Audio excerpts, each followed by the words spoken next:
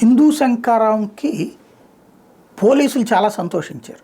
వాస్తవంగా ఒక సభ అంటే ఆ సభకి రాష్ట్ర నలుమూలల నుండి వస్తున్నారంటే పోలీసులకు బోల్డ్ అంత పని.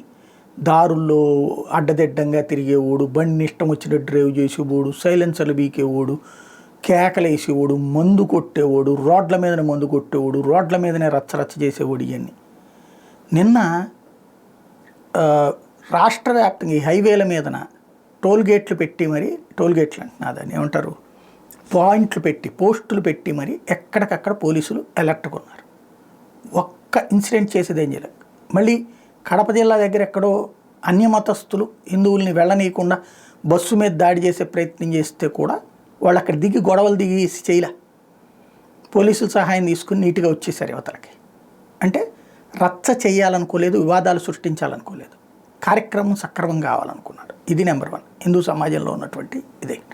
రెండవది, ఎక్కడికక్కడ నేను అబ్జర్వ్ చేశాను, అసలు ఇంతకుముందు ఏ పార్టీ కార్యక్రమంలో కూడా లేదు. రోడ్డు మీదన రక్షక్ అని చెప్పి ఒక జాకెట్ పెట్టుకున్నటువంటి ఈ హిందూ సంఘాలకు సంబంధించిన వాళ్ళు సపరేట్ వైర్లెస్ సిస్టమ్స్ పెట్టుకున్నారు. పోలీసులు చక్కగా అక్కడ పక్కన నుంచున్నారు. వీళ్ళే ట్రాఫిక్ ఏది వెహికల్ వస్తున్నప్పుడు ఆ పాసు అవి చూస్తున్నారు, దాని మీద ప్రెస్ పాసా లేకపోతే మామూలు పాసా విఐపి పాసా, ఇది జాగ్రత్తగా తీసుకెళ్ళడం, ఎక్కడ ఆగిపోకుండా వెంటనే అవతలకి పంపించేసేయటం. ఒకవేళ టిఫిన్కి ఎవరైనా ఆగుతుంటే ఆ పక్కకి తీసేసి ఇక్కడ కాదు కొద్దిగా ముందుకెళ్ళి టిఫిన్ చేయండి అని చెప్పేసేయటం. ఇటు పక్కన ట్రాఫిక్ అంతరాయం కాకుండా పూర్తిగా చూసుకున్నా. ఈవెన్ సభ దగ్గర అంతే, ఎక్కడా ఎలాంటి రచ్చ లేదు, ఏ వివాదాలు లేదు.